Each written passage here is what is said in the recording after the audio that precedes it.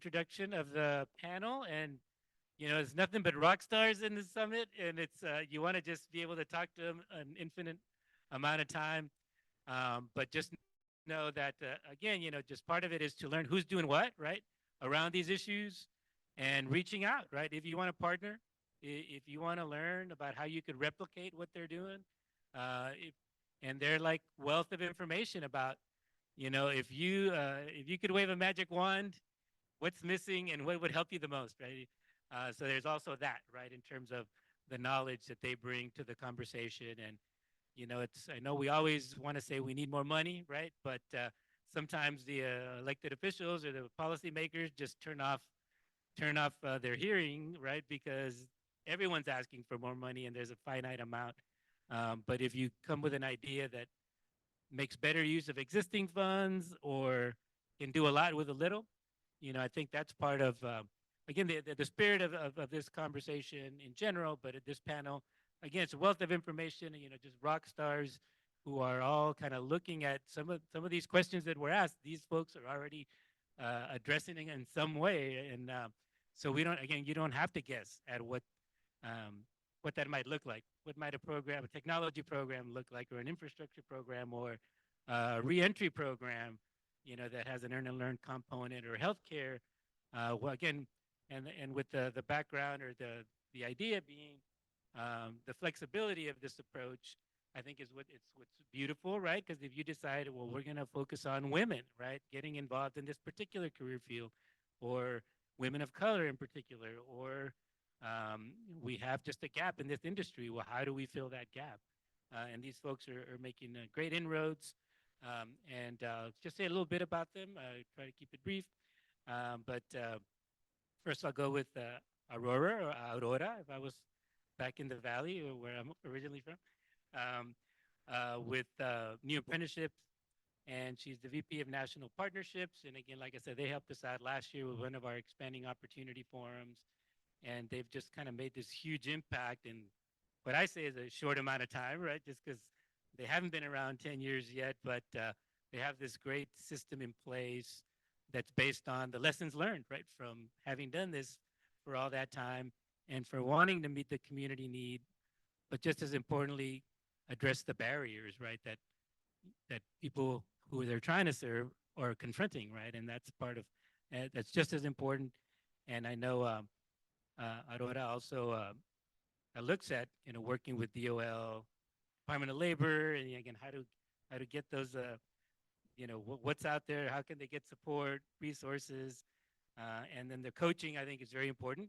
That's part of the work she's done almost throughout her career, is that performance coaching, because that's so important in any kind of earn and learn program. And we'll get a little more into that. And then right next to her is Eric Meija, um, Jails to Jobs Program Director. And again, I know the issue came up about folks who are just as involved, right? And how do we serve them? Just like the question about seniors came up and young people. And so very exciting, again, just with all the work he's done with youth for over 30 years, and just kind of, again, what he conveyed to us, right, is that, that hope and folks have a hope and a sense of future. That makes a big deal, right? If they commit to a particular opportunity and see it through, right? And so a lot of this is about being people-centered or person-centered in the program design and the delivery. And that came across, I think, in the Young Invincibles presentation as well, about kind of knowing, how do you know your population, and how do you plan for or design, right, the program for that population. And Ron also, some right next to me here, with Capital Idea, Senior Employer Coordinator, been with Capital Idea just about from the very beginning, right? And they just celebrated 25 years. Congratulations to the whole teams. Okay. And the thousands of people, right, that they've helped kind of go through these workforce training opportunities. And Ron, I think, says he works with about 100 per year, right? And over 25 years, that's going to be a lot of people. So thank you for being here and for sharing your knowledge and expertise, and also to all of our speakers, of course, and Dr. Sherron from Texas State University, which has a presence right across the street, almost from here, right, not just in Hayes County, but also Williamson County and probably other locales. But he's been working with Texas State. Um, Now it says you have a master's degree from Southwest Texas State, so that was before the name change, we'll say. um, and of course, also studied at University of North Texas. But I think again, he looks at a workforce and training adult programs, for training. Is it continuing education? Is that there you go. Just push the button there. Yeah, go ahead, because it'll be more clear than what I'm trying to do here. Because Yeah, well, thank you so much for the opportunity. Hi, I'm Todd Sherron. I'm from Texas State. Uh, yeah, there we go. Eat 'em up, cats. It's certainly a pleasure to be here with you today to have this opportunity to share with what my effort and this big ecosystem that we're all playing in. Um, I'm in the Department of Occupational Workforce Leadership Studies. It's a mouthful, I know. We call ourselves OWLS, the OWLS Department. We are a 50-year-old department. We were founded to serve veterans coming back from Vietnam, military folks coming back from Vietnam. We have morphed and changed over the years. We serve working adults. The average age of our student is 36 years old. These students are coming back to reskill or to complete their undergraduate degree. Um, I am the evangelist of the university for credit for prior learning, or what we also call prior learning assessment. Uh, so that's who I am. well, thank you, and that you can keep going with our first question. Then, welcome to you all. But if you can expand on that a little more, as you told us a little about your organization or the department or division you're in. But just kind of what does that mean in terms of kind of workforce development and the Yeah, division and well, to is be there particular industries, yeah, populations yes, you to be serve? Yeah. 100% transparent. The reason I'm even here is because of my relationship with the Greater San Marcos Partnership. And that's Ted Gorhitsky. I butchered his last name. Sorry, Ted. Super good friend of mine, of our partnership. And we have been working in tangent together. Dr. Bourgeois, our former provost, put me on the economic development board with Greater San Marcos Partnership. So I've been working with them about since 2017. As y'all know, it's very slow to get change done in these areas, but we're building a lot of critical capacity right now and super excited about what's coming. And we have a lot of opportunities that are budding that are going to really develop. The one that I'm here to talk to you about specifically today, or Ted asked me to talk about, and my counterpart at Texas State, George, who is in continuing education, is we're focusing on a hospitality and service pathway. And it's going to be based in continuing education. Since I'm a prior learning assessment evangelist, I can credential training into college credit and back that into a Bachelor's of Applied Arts degree. So we're not in the business school, we're not in the education, we're in the College of Applied Arts. So we specialize in reskilling adults. Going full circle on this, what else I can do? The stuff what you're talking about, apprenticeship programs, I love it. And how I can do and work with apprenticeship programs at Texas State in my program. I had a gentleman who went through an electrical apprenticeship in Oklahoma, and this was no ordinary apprenticeship. They had significant coursework. His apprenticeship happened to be credentialed by ACE. He walked into Texas State and got 32 hours of credit applied towards his degree. That's what apprenticeships can do.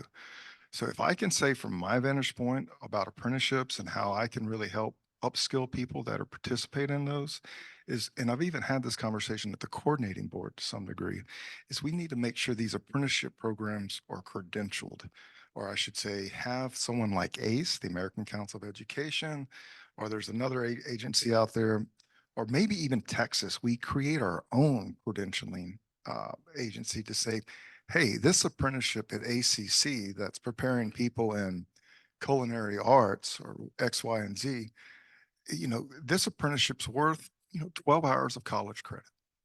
I don't know. But from an upskilling standpoint, that's where we're going. That's where we're focusing on. We're building partnerships with the Greater Sun Workers Partnership. In this area as well, we have, and I'm not, it will, it's above my pay grade to say who the partners are, but we have large partners in the hospitality and service industry in Round Rock area. And their name was mentioned earlier, by the way, that are very interested in participating and this hospitality and service. So we're going to provide training through our continuing education. These people are going to get certificates, workforce certificates that mean something. And then we're going to attach an accredit award that can be used to reskill them or upskill them into a bachelor's degree. Yeah, thank you. I think that was very exciting. I know there's many other things that Texas State does in terms of workforce training and continuing education, and but part of it is, and it was exciting about that opportunity. And again, it's coming out of Hays County, right? Just because of the relationship between Greater San Marcos Partnership and Texas State for many years. But with the footprint Texas State has now, then any program that they might develop credentials for will be accessible, right, in other areas as well. So we have an aviation project that just got announced and kicked off. We partnered with an aviation training provider. That training will be credentialed into college credit. There's a pathway to American Airlines for people to be pilots. So we're really looking at advanced manufacturing. It's a super big one on our radar and topic we've been working on, focusing on, trying to see what that looks like. We're actively advancing in the MEP partnership in the state of Texas and the federal government. So there's a lot of stuff that's budding, and now more than ever, with Texas State and the relationships, it's a beautiful thing. We have government working together, we have nonprofits working together, we have the university working together, and we're all going the same direction. Yes, it's slow, but we're going that way, and we're building these pathways that are going to help a tremendous amount of people. yeah, well, thank you very much. It's very exciting, and that's one of the reasons kind of we came to Williamson County for this one, is because 10, 15 years ago, that's when the higher ed investments started in Williamson County, if not earlier, right? And then now, obviously, with what we see happening in the economy, obviously, it's a very useful thing to have when you need to train folks and to try to match what employers need with the skills and the talent that you have. So thank you for all of the higher ed institutions in Williamson County and in our region, because they're going to be critical to this effort. And really just kind of continuing with just kind of getting an overview of the organizations that are on the panel and the industries they serve or populations they seek to serve, and how the earn and learn model is useful, or again how it helps, or how with addressing those industries or populations. So we'll go with Eric, and then we'll hear from the other panelists. Are we still morning? Good morning, everyone. Eric Meija, Jail to Jobs. We currently work with justice-involved youth, so 18 to about 24, and we have established a paid learn workforce development process that we run kids through for about 3 months. And once they go through our program, then we try to help them get self-sustaining jobs with different partners that we have in the community. And those partners range from the city of Round Rock, this little company called Google, and several other smaller sized companies within the area that, going through us, we're having character development, workforce development, and even spiritual development. So we're really helping them as they're coming out, being able to find a new road, because they're hitting so many roadblocks and so many barriers as they come out of incarceration, that they just can't jump into some type of a job, even though they want to change, which sends them right back not too long after they get out. So we really want to step into that place. And we've been doing this for the last 14 years. And we have seen through our young people, the recidivism rate go down about 75%.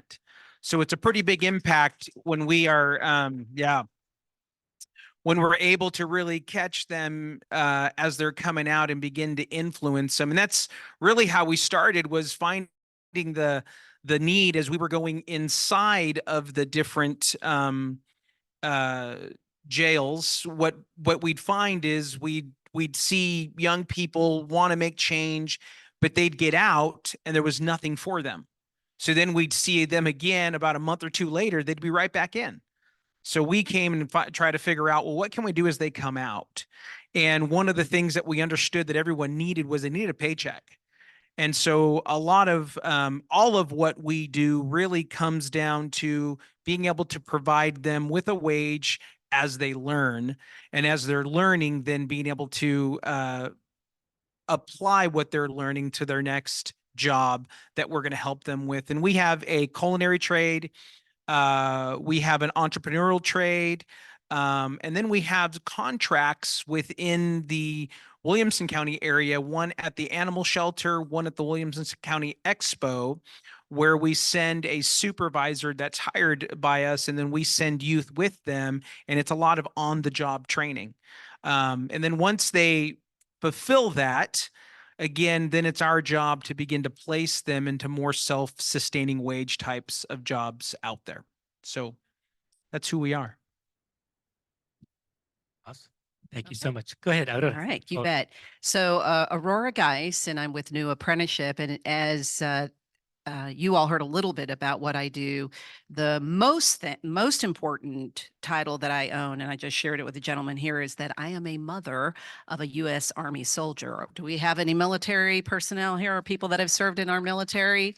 Well, I'm sure you have friends and family, and I sincerely say this, thank you to your friends, family that have served. It is truly an honor, especially in this day and age. I also serve as a U.S. DOL apprenticeship ambassador. And the role that title brings is really giving you the good news, being that evangelist to really help you understand how apprenticeship is continuing to close the gap of what you're hearing the panelists talk about here today, and that is closing the skills gap. So what we do at New Apprenticeship is we're known as a high intervention intermediary. And if you haven't heard about that term being used, I would encourage you to look up Ryan Craig. He's kind of the father of that word that has emerged, and he speaks to how the education system is continuing to reinvent themselves. I mean, you just heard Todd talk about the experiential learning lab that they're developing. And so what we do is we take a lot of the underserved and underemployed individuals from 18 years all the way up. We don't care if you're 40 or 50, because we're serving the employer who is going to be hiring the talent. So what we do is we prepare the talent with the skill sets that they don't have. They may have gone to community college, they may have gone to high school, they may have finished off even with a master's degree, but they don't have experience. So what we do is we provide a 1 or 18-month or 2-year apprenticeship program that is specifically in the area of IT. All of our IT occupations are either going to be entry-level roles that the employers are demanding. So they could look like an IT generalist. They could even look like a cloud computing specialist. But we also have advanced apprenticeship roles. And those are going to be your cybersecurity analysts. Those are going to be your software engineers. But they require a tremendous amount of training and skill set.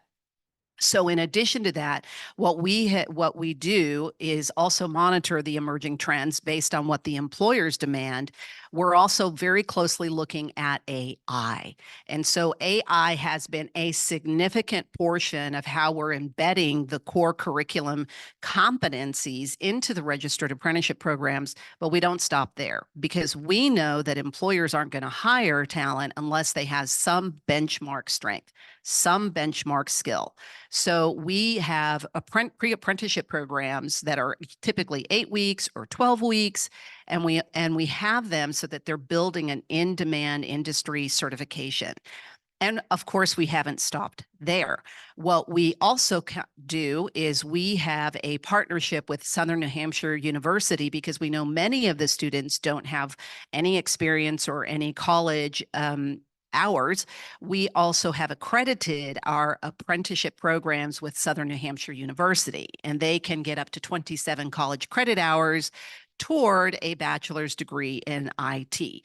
So really the role that we play in the marketplace is just continuing to fill the skills gap and really meeting the needs of employers who cannot find the talent. And we're also, I want to mention two things. We're removing friction. I mean, how many of you like to be able to go into traffic and sit there for many hours? I drove up from Bernie, Texas. Do y'all know where Bernie, Texas is? Yeah. Okay. Well, I'm a hill country gal. There, yes. And so I live in Bernie, Texas, and I'm really honored to be here and share everything that I know with each and every one of you, so that we can remove the traffic, the congestion, the friction. And part of what we reduce friction for our employers is that risk to hire. How many people do you know, or employers do you know, that are willing to hire someone with a background and with any kind of what did you call it? You called it the justice involved. How many, especially in IT, how many employers do you know are going to hire talent with that background? Well, we figured it out. How many of you know employers that are going to hire talent with no experience, students that are coming out of the community college or university?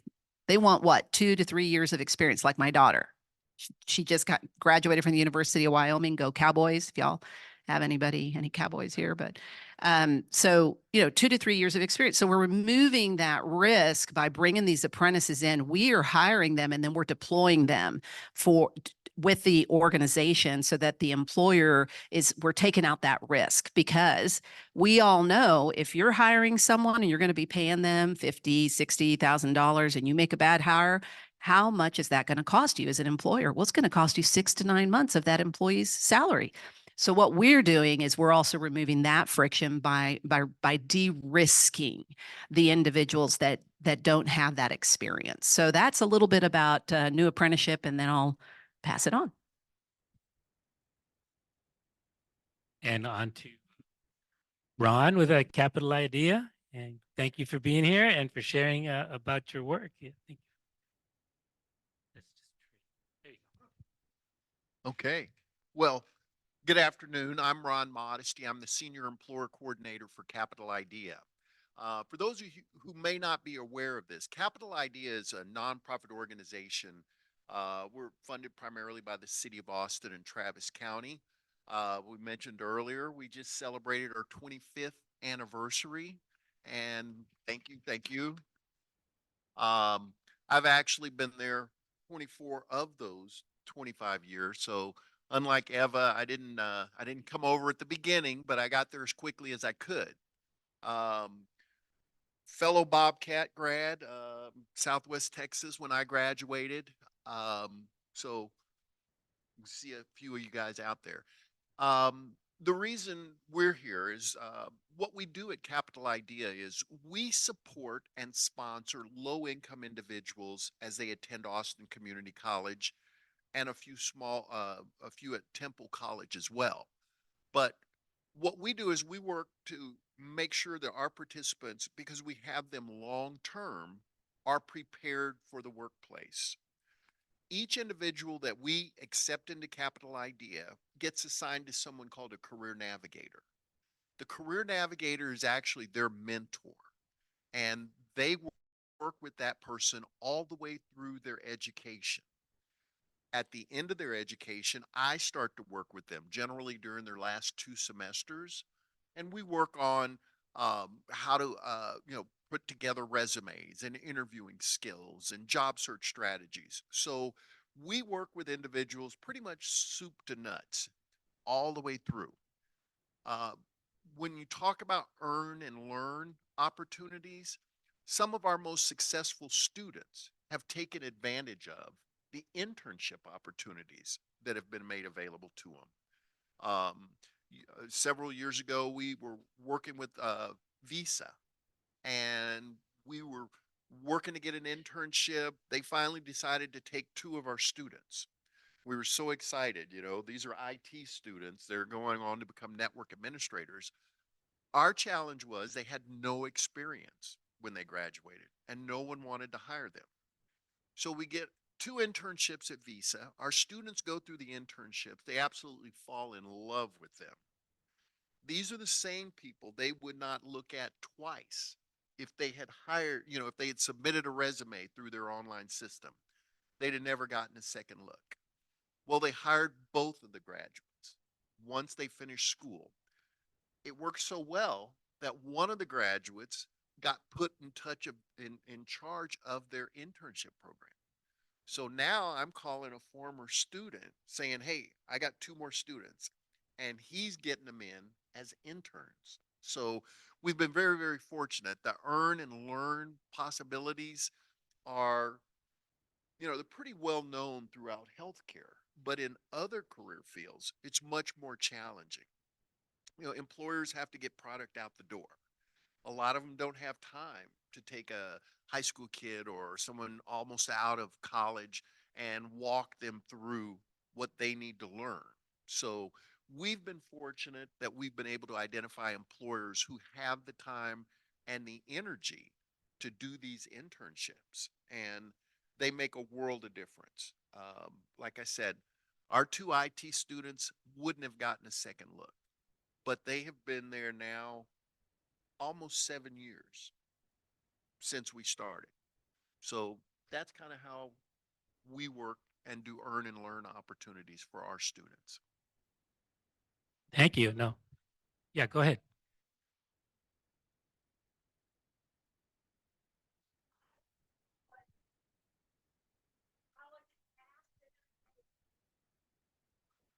Okay. And Oh, that's actually our next question sure. is how does that work? The preparing them for to navigate the workplace or where they're going to be placed, right? Yeah, after going through this technical training or academic training. Well, again, our program is different from others in that we are long term, but during the application process, our students are required to do their own research. You know, we have a limited number of careers that an individual can go into. So if they're not sure between one or more careers, they have to do research to make sure this is actually a career that they want to go into. The worst thing we could do for an individual is take them out of a low income job, put them through 2, 3 years of training, and then put them into a dead end job or something that they don't want to continue doing. So we have to do the research on the front end and then that mentorship piece as they're going through our program. I think it's the strength of Capital Idea. Our career navigator staff, our program manager, William, is here. He makes sure that our participants are prepared to go into the world of work. They have the social skills, they have everything necessary to be successful. Again, the internships. We've had students go on internships at places like Indeed. And it's easy to tell our students because the first week or so they walk around with their mouths hanging open. They've never been in that type of environment. You know, some of the places our students are interning, they have kegs of beer available all day long, or they have rooms with just beanbag chairs for you to, you know, flop wherever you want to work. So being exposed to that environment is very, very important. And that's why internships are so important to what we do. What I'll add to that is how we prepare our pre-apprentices or apprentices for work is we immediately identify what are their strengths, what are their skill sets, and then we begin to match them to a particular occupation that they may have, they may value or they may prefer. We have individuals that'll come to us because IT does pay very well, and they'll say, "Well, I just want to get into IT because I want to get a job that's going to pay me $80,000." And it's like, "Well, what kind of experience do you have?" And then what are you predisposed? How are you predisposed in terms of your critical thinking or your leadership skills, or, what kind of portfolio is going to demonstrate that you can do this job? So we do a lot of preliminary assessments up front with our individuals that are coming in before they even start the pre-apprenticeship program. When they go through the pre-apprenticeship program, we have very specific portfolio projects that they have to build. If it's going to be a software engineer, then we're going to want them to do coding. If they're going to be a data analyst, we're going to give them data, and we're going to say, okay, let's see how you can manipulate data or tell a story using an Excel spreadsheet. So it's very concrete in terms of the type of skill set that we're trying, or the experience that we want them to develop. We don't stop there. Part of the preparation for individuals that are going to be starting their jobs, I was sharing earlier with the Young Invincibles that we had 3 of our apprentices, 4 of them participated, but 3 of them that were on the video. And I coached every single one of those young ladies when they started their jobs, because they were not prepared to navigate the social environment, meaning the culture of the organization, back to the point that you were making. And so what we have found is that performance coaching, or coaching, was going to be an essential ingredient to their success. It wasn't enough that they were building their technical skills. They needed to be able to understand how Daniel Goleman talks about the 4 quadrants of emotional intelligence. Well, we baked that into our apprenticeship program so that they have an understanding of self-awareness and social awareness, relationship management. So all of these areas, they know how to navigate priorities. They set priorities. What are your boss's priorities? That would be what part of the coaching that we do, is we set the initial KPIs when they start their job, that's set by their manager. And we say, okay, this is the learning curriculum they're going to be building, or they're going to be learning over the next year, 18 months, 2 years. You manager, we want to know what are the top priorities that you have for this individual. And the coach works with that individual in terms of managing those horizontal or vertical relationships in order to get things done. They also help them identify, what systems are you using in order to be effective? Are you using Trello? Are you using Monday? Are you using Atlassian? What are you using in order to monitor your effectiveness? And so we've baked that into the program, and then continually coaching the individual in terms of how to manage conflict, build consensus, what does relationship management look like? These are all executive leadership skills that we brought into the program, and partly because I've had those experiences, and I thought, why can't they have those experiences? Why can't they have those skills? It shouldn't just be given to the glass ceiling or the top executives of any organization. It should be given to our individuals that are starting their career, because they're willing to invest in their learning. So that's a little bit about how we prepare our apprentices. Yeah, thank you for the amazing examples. I don't know if Dr. Sherron or Eric, you want to add to that, kind of the navigating the work, not as with the technical, which is also very important, or training, but that navigating the workplace and knowing what to expect and how to handle, the environment. Anything y'all would like to add on that? Yes, I thank you for the examples. And at Texas State, obviously, we have tremendous amount of resources for career services and things of that nature to help people really navigate. I would suggest that we could do a better job, but we are working in that direction. A couple things about my program, we're able to credential technical and vocational training, specifically these apprenticeship programs and workforce learning. So if you're on the job for 5 years, it's just not training. We can build you a portfolio, help you credential those key skills and knowledge, cognitive processes, and the types of tools that you use on the job to earn college credit as well. So we are a very diverse type of field.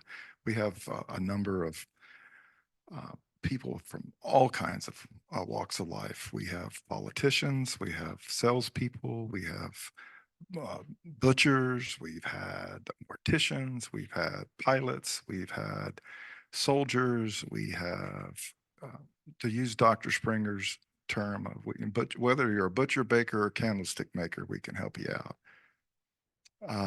And I know, just to talk, if you could, about the hospitality piece, and again, how you're bringing in the industry Yes, itself yeah. to help craft Yeah. that sort of, that credentialing process. Yeah, so yeah, that- exactly. So being in the realm of experiential learning or credit for prior learning, PLA assessment, these are all terms that we use around.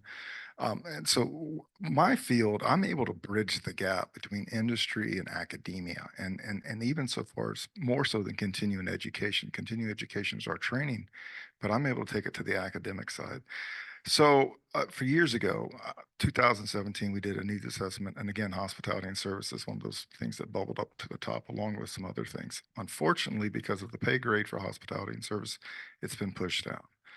We've made it a priority. We've decided to do that. We realize it's a low wage, but we're going to try to provide services and training to maybe keep people around a little bit longer, and also provide opportunities for some of these people to really advance into management or upper leadership if they want in these pathways. I think what colleague said it the other day best. I mean, if these folks want to continue making beds, they can continue making beds, and there's nothing wrong with that.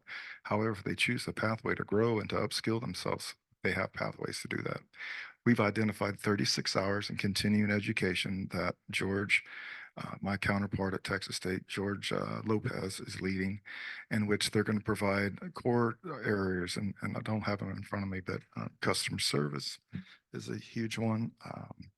They're going to provide some fiscal, financial stuff. They're going to provide a slew of stuff that they've worked with Embassy Suites in San Marcos quite a bit to be part of that. There's 32 of these organizations that we've identified up and down the I-35 corridor, starting here in Round Rock all the way down. And so the idea, community actions involved this, workforce solutions, Rural CAP's involved with, Texas State's involved with it. So the idea is that we're going to build this pathway, and it's going to be launched here, hopefully a pilot at the end of the month. And we're going to try to make a real big splash and let everybody know about it.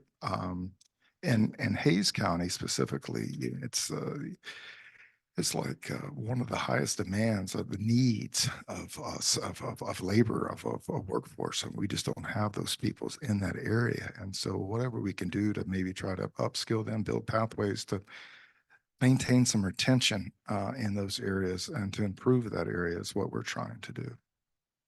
And Eric? Yeah, I think part of the things that we've come to find and really see out there is a young person doesn't know how to work. They don't know work ethic. They don't know a lot of what she talked about. What's your boss's plan? You're serving someone, you're working for someone, instead of showing up to a job and your manager tells you something and you get mad. And I quit because my manager, who is my boss, made me mad. I'm quitting. Doesn't make sense, but that's really what it comes down to, is getting to those places of understanding, helping them understand not only what is expected of them, but also some of the things that they have to overcome emotionally that they've come up with. A lot of these young people didn't get to where they were because they woke up one day and did something bad. This was years and years of them falling into the same environment that they saw their dad, their uncles, their aunts, their cousins, everybody doing the same thing, and they fall into these same circles. And yet that's what they've learned. So it's coming in and having to retrain the way they think, the way they process, and understand that there's a purpose of why they're there, of being, of just having this ability to relate with your coworker, this ability to submit to authority. And what we're finding as we mentor them and as we show them these soft skills, they come in and they flourish. We have a young person who just started working at the city of Round Rock, and this is one of the highlights that we get. About 2 months into it, I get a call from the HR, and the HR says, "Do you have any more young people you can send our way? Because this guy is doing so well," right? And they've seen what we've taught them and what we showed them. And I think it's really getting down to the place of helping people understand what they're getting into, right? We can teach them how to do something. And I think all of us, you go to school and you walk out and you might have learned how to do something, but then how do you apply it on a day-to-day basis, but not just by the work you're doing, but with the environment that you're in. And really learning how to be in an environment that is more than just your job, is understanding as that's how promotion works. That's how moving up the ladder works. That's how lateral transition works. All of those pieces are things that I think have to be taught, and why mentorships and internships are just so crucial to today's learning environment. Yeah. He triggered me. Yeah. And the trigger is about this generation, which I love this generation. They are actually one of the most innovative, the most, I think, self-directed, if you will, generations, or at least we've seen that. They're smart, they're savvy, they're digital natives. But what's missing is they don't know how to navigate that emotional intelligence. And so we basically have performance coaching questions that not only benefit the apprentice to understand, but the manager as well. And the very first question that they're taught to ask is, where are we heading? In other words, what's the mission, the vision, and the goals of the organization? Where are we going? And we should be asking ourselves that as individuals. The second question that we ask our apprentices is, what is your role? So if you understand, back to what you were indicating, if you understand what you're accountable for and what authority you carry, and you understand your boss's accountabilities and the authority he or she carries, it makes things really easy to understand how to navigate your job and your environment. So number two, know your role. Because if you're accountable for something and you don't have authority, you're not accountable for it. It's like giving a mechanic the job to fix your car and no tools. Doesn't work. For our tech apprentices, it's like telling them that they've got to go code and you don't give them a computer, or you don't allow them to use certain software programs that they need in order to get the job done. The third question that we ask is, how are you measuring your performance? Because if you know that your role is a software engineer or a cloud a specialist or developer or a digital marketer, then how are you going to measure your performance? And that's why we ask the managers the question, what are the KPIs for the first 90 days? So that they know where they're heading and they know how they're applying what they're learning to get things done. The fourth question that we ask them is, what is your future? The military is genius about this. They give you a mission, they go to war, they come back, they have a new mission, you get deployed. There's no difference for us. So we teach our apprentices, what is your future role? And we have a career map. And the career map basically says, okay, this is kind of where you're heading in terms of skill sets. We're going to stack those credentials. We're going to stack those competencies. And then these are all the different pathways that can lead to potentially a new role. And the last question that we ask, and you already mentioned it, who are you serving? Because if you understand that you know who you're serving, whether it is your boss or the organization or the internal stakeholders or the customer, then it makes it really clear to understand your why and your purpose of why your role exists. So we do go deep into those just essential questions, and we draw the apprentices back. What is your why? Why are you here? I'm here to earn a living for my family. I'm here to come out of poverty. I'm here to increase my learning. I'm here because I want to be the first college graduate in my family. I'm here because I want to be able to make a difference in my community. So we always go back to the why. Thank you. Oh, hang on. I'm not so good at repeating the question. So I represent the nonprofit world, and we're all struggling immensely with this climate because not many people want to work. We get ghosted many times when people come in for interviews. They don't show up, or they want to come in and they want a title versus money, or they want more money. It just happens. What are we training them as, like Texas State, Capital Idea, your program, that want to go in the helping profession? Because if we don't get employees pretty soon, it's going to be like the wastewater. We're going to die out. And these nonprofits are providing a lot of economic benefit to the cities, to the community. and we're doing it very efficiently, but we just don't have the employees to do it. So my question, I guess, is how can we make it where people want to come and intern to work or show up even, or, stuff like that?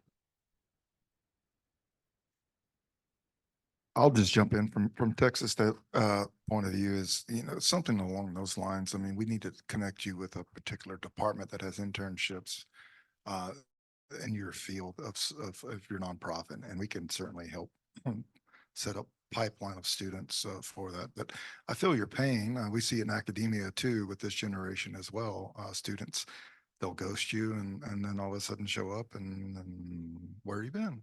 Where's my grade? And so I think there's a labor shortage or, people are struggling with labor across the state. Trying to sustain this. So I don't think that's anything unusual or unique to us. I've heard it said in here, someone said it earlier, that we have to incentivize these jobs. We have to make them attractive. We have to build pathways for people to get out of, so they don't get stuck, right? There's growth opportunities. And that's how you, in my opinion, that's how you enlarge a job with training and development and fiscal resources. And that's what draws people, in my opinion. I was going to mention, working for a nonprofit, we feel your pain as well. We're trying to identify people who have the heart, to do what we do, but, we get a lot of the same thing. Someone offers them, $1,000 more a year and they're going that direction. So it's difficult for nonprofits like us to attract, but I think what has worked so well for us here at Capital Idea is that we have staff members that I'm 24 years, there's there's people that have been here since the inception of the program. It's the environment. It's the environment. It's the people you work with. We're constantly going through training. We just finished a mental health first aid training. We've done, all different types of training, violence, it's the population we deal with, but it's the environment. People come to Capital Idea. Some of them stay 10, 12 years. We deal with other nonprofits, and every 6 months, if I call over there, there's a different person answering the phone. So I think a lot of it has to do with the environment. When you can get good people in, you've got to stimulate them and keep them involved. But finding them is a challenge. What I'll add to that, and I see there's a question in the back as well. So I ran and I still do. I'm part of a not-for-profit organization. It's a professional coaching association. It's called ICF San Antonio, where I have my professional coaching certification. ICF is called the International Coaching Federation. It's a global accrediting organization. And we were struggling with finding just like virtual assistants that would basically stay with us and do a variety of different types of work. But what I learned is similar to what Todd was mentioning, having interns that come in, but even more importantly, Ron, what you were talking about in terms of the internships and having the right culture. And the phrase is that culture will eat your strategy for breakfast, period. Meaning if you don't have a learning culture, a culture that with this generation, they want to be mentored, they want to be coached, they want to be shown because they don't have the experience. And so what we did is we baked in an onboarding program where we would immediately ask them, and I'm happy to share any of this information with you so you don't have to go recreate the wheel.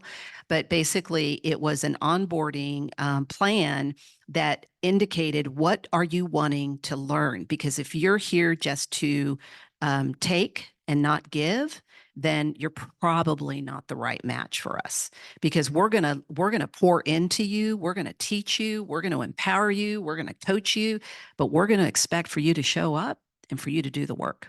Because there's a high level of accountability that we put in place with our systems and our approaches. And so how we were able to weed out the individuals that didn't want to be there is by having that discipline, but also the consistent message of every week, this is what you're going to learn. This is how we're going to come along your side and teach you what needs to get done. And we're going to hold you accountable to the things that need to get completed. And it worked. We have a very a high rate of success of interns. They keep wanting to come back, and it's like, I need to go find more funding. But yeah, it's very helpful. So I actually am in the nonprofit. I work for Integral Care. So on my end, what I do is I actually help our clients. I manage a team that helps our clients find jobs. So not only are we advocating for, our clients, we are also advocating for. We are actually out in the trenches and doing employee development on their behalf. And to answer your question is, like you said, it starts with the culture. I'm seeing it on both ends as me being. I do have a team, so I am in charge of hiring my team, but then also going out with speaking with these employers, a lot of people have implicit bias. And then like when you mentioned earlier today about the seniors, that is a big number that we're seeing right now is a 65-year-old, 70-year-old coming to us in our services and saying, hey, I need a job because guess what? My social security is not making it. My disability retirement check is not making it. So, we're going out here, cultivating, trying to find these jobs for them, but then we get them the interview, but then guess what? It's like, it's a no-go because of how this person looks, because they are just totally looked at how they look on the outward instead of their whole inward. Yes, I know they're 70 years old, but guess what? This 70-year-old person is out here busting their butt just like this 25-year-old. So we see it from a wide range of everything. But the main thing is like when we're out here doing it, it's like people aren't willing to give somebody a chance. Me, I don't care. For me, when I hire, I don't care if the job is saying it requires 2 to 3 years. Me, I'm willing to take a chance on the person that's fresh out of college because guess what? I can train them. I can educate them and train them on workplace culture, on things, on how they can do upward mobility. But it's this culture that like we have to get out here in these trenches, and it takes all of us. We have to just educate everybody. It doesn't start with the employer. It just starts with the person just in general, somebody that does have hiring capacity to educate them on what the needs of the people that we are seeing currently right now and what this job market is requiring. So I just wanted to say that the struggle is truly real. That's why I am attending this summit to see how we can come with some of the apprenticeship, because the type of employment model that we run, which is IPS, which is the individual placement and support model that's out of Dartmouth College, it actually is, we do competitive employment, but I feel like if we captivate some of these apprenticeships, we can help some of these individuals that we have and my agency to segue with the apprenticeship going straight into um, into the workplace so they can get that experience that they do need.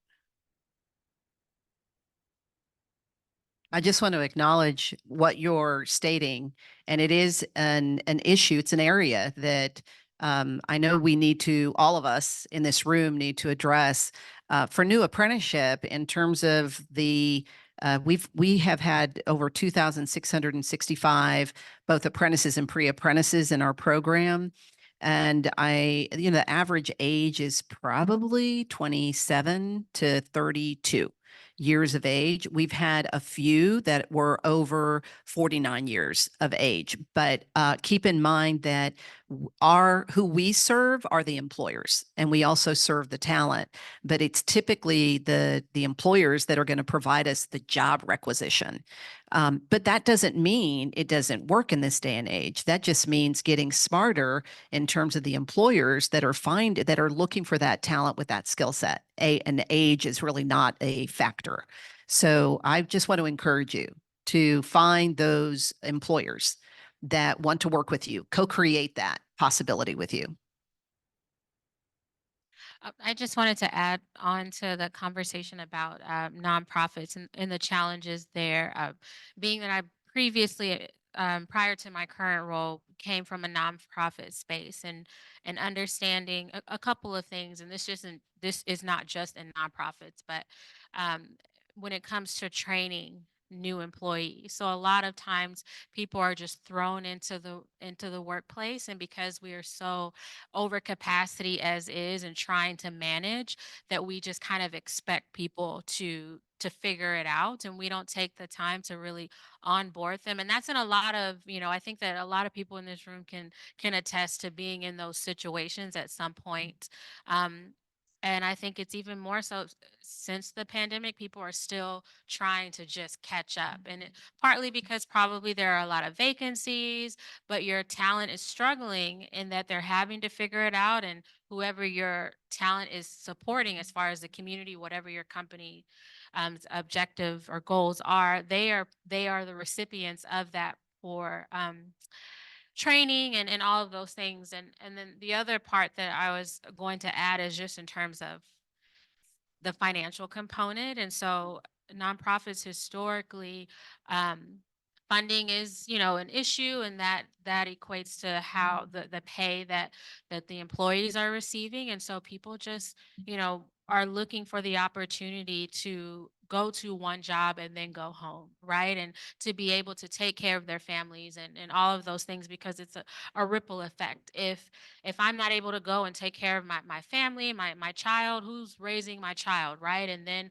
now we're talking about justice involved, other people are raising my kids, and all of those, those issues that transpire. And I realize it is not just coming from the people in this room that are able to solve those issues, because we're talking about housing and all of those things that are impacting. And so you're right in that it is going to be a continued struggle for not just nonprofits, for the workforce in general, if we don't start to really hold whomever is accountable for the housing crisis, um, hold them accountable for helping us to resolve those issues, because it trickles down into the work that we are trying to do. I heard a lot in what you just shared. I mean, I heard that, how do we resolve the issue of helping our talent effectively onboard? How do we impact the wages so that, in our case, apprentices aren't having to have a second job? And, and then there were other environmental factors that, certainly I have a background previously in finance and housing, and that's a great question for the Department of Housing, for HUD, and the mortgage lenders and the bankers in the community. But I do want to state that part of the apprentices in our program, they do not pay for their training. I didn't mention that earlier. It is free to all of the apprentices. The employer pays for the apprenticeship program. And our business model is the apprenticeship program is between $12,000 to $15,000 for the year. The role that I play is I go after all of the different grant funds that are out there, from the Department of Labor to state funds, to regional funds, local funds. And what we've decided is we just automatically reduce that cost to the employer if they don't have the budget. And my job is to go after the gap. And so there are tremendous amounts of funding dollars that are out there. They are complex, I will say that. So if you're looking for a system, we use ServiceNow, and you're wanting to learn how to manage all those grant dollars, I'm your girl. I'm your girl. I can help you with that. But other than that, I would say the onboarding is crucial, and that's why we prepare our apprentices to understand what is the role, and we ask the employer day one, when they hit that job, day one, what are the skills that you need from that individual, and that's what we prepare during the pre-apprenticeship phase. Well, thank you. And I think, one question that I think came up in the forum we had last year, I think that New Apprenticeship was a part of, is, again, when are communication lines with the employer once an apprentice is placed. Let's say there's an issue, right, with a person that is placed in that position. Are there like specific procedures put in place so that, again, maybe for a regular employee, they might just say, you can't say that, you can't do that, you're out, right? Versus with a particular placement, are there ways that, again, communication lines or understandings that you all have with the employers or where your participants are placed, and again, to avoid some of these situations where maybe the apprenticeship gets cut short or something. I guess I'll speak to that. The internships that we have, we try to create a relationship with the employer so that they're comfortable reaching back to us. One thing that pops into my head, I got a phone call one morning and I could barely hear because the cars are whizzing by, but one of our interns, his motorcycle broke down. And instead of calling his boss, he calls me. And I had to explain to him, you're not coming to my office. You're going to your internship. You need to call them and explain what's going on. So for a lot of the people that we deal with, it's, I'm thinking the right way to put this, but a lot of it is thinking through situations. They're at lunch and someone says something that they take as offense. They want to quit the internship. Well, it has nothing to do with the employer. It was one individual that they came across that's going, so for us, the key is being in contact with the employer, setting expectations on the front end. Hey, we're teaching them what it's like to work in this IT environment. Okay. So there may be a hiccup here or there, but we've been really, really lucky because most employers kind of understand they're in the same situation we are. They have people showing up and they don't always have the right skills or, the maturity yet to be able to do the job, but sometimes we have to teach them as they go along. They're not going to show up perfectly prepared. So for us, it's all about relationships. What I would add is it's our performance coaches. We have averted so many escalated issues, EEOC claims, dismissals. We've averted all of I would say 90% of those issues that have come up because the apprentice will talk to their coach and they'll say, this is the challenge that I'm facing. And our coaches, I train our coaches. We have a coaching supervision. It's a coaching community of practice. And so every Thursday from 2 to 3 o'clock, we go through a lot of different coaching skills, strategies in terms of addressing some of these issues.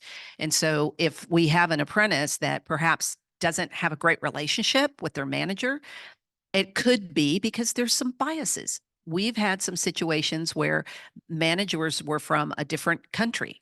They had different ways of working. And so being able to develop that common understanding and equipping the apprentice on approaches to communicate with their manager created what's called psychological safety, so that they felt empowered and they felt confident and they were courageous to have that conversation. So in the case of the young man that was calling, whose motorcycle broke down, his coach would have said, that's great. How are you going to have this conversation with your manager? And instead of telling them what to do, it's like, let's walk through, what does that conversation look like? And that's has been so effective in our program, in our apprenticeship program. Eric or Ron, any perspectives on that? Yeah. I just want to, I think a lot of the issue that we're coming across and what we're seeing in our culture, back to the whole culture piece, is mentorship itself has just fallen off. Right. If you look across and ask yourself, even in this room, and hopefully the number's higher than I hope it is, but it's like, who are you currently mentoring? Right. Who are you bringing up alongside of you? Or is it the culture of, I'm just worried about myself? This is my job. I just got to worry about this and not the next generation. And I think what we've found in this huge gap of why we're having so many issues in the work culture and stuff, because the mentorship has just fallen off. Like there isn't that model within most organizations any longer where it's, hey, you're doing a job here, but you're also bringing somebody up alongside of you, right? And so a lot of this is just when they land somewhere, there's no one that they can hang on to. So we have a process of mentorship, and in the same regard there, I have a young guy called me the other day with personal issues, right? And I was like, that was affecting him at work. So we had to come through, talk about that, and then come bring it full circle of now, how are we going to deal with this at work now, right? And I think there's just that sense of all of us having to understand that in the workplace and wherever in the environments that we are, you need to be a mentor. You need to establish that culture in the environment and the workplace that you're currently in. Because if you don't have it, then it's not going to follow and it's not going to be established with everyone else. So I was just going to say, there's a difference between a mentor and a coach.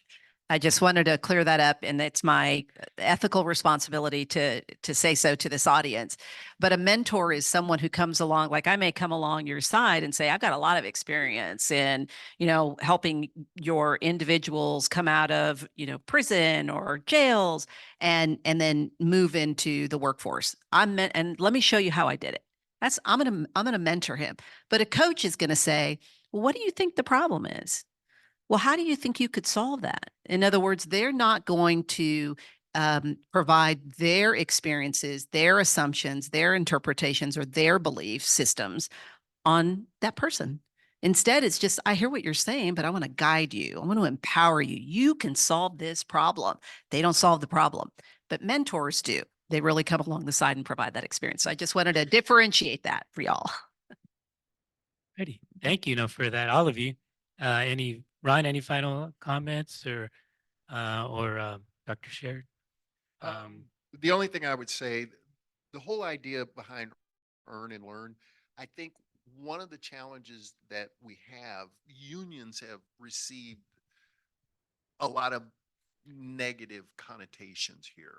And a lot of times when you talk to employers, they're thinking that same idea, is this going to turn into a union? No, it's an earn and learn. It's an apprenticeship opportunity. So there's a lot of stigma with employers around that. Hey, I pull myself up by my bootstraps. You hear that a lot. Or we can take the right person and train them the way we need them trained. Well, why don't you let us identify the right person and get them to you? So earn and learn is a great opportunity, especially in our area, because again, a lot of our students will graduate. Sure, it's the same. They have no experience. And I see job postings on a daily basis. They ask for entry level people with 2 or more years of experience. That makes no sense. That's not entry level. So that's kind of what we're dealing with. And that's why the earn and learn model is so valuable. Yes, thank you. I just wanted to say thank you again for having the opportunity to be here today. If any of y'all, while you're developing your apprenticeship programs or refining them or advancing them, if you want to partner with Texas State, please let me know. More than happy to talk with you about how we can credential those opportunities into college credit. And if there's anything else we can do at Texas State, keep an eye out for this hospitality and service track. And thank you and have a blessed day. Let's hear it for our panelists. Thank you all so much for sharing all your wisdom. And thank you for the wonderful work that you're doing.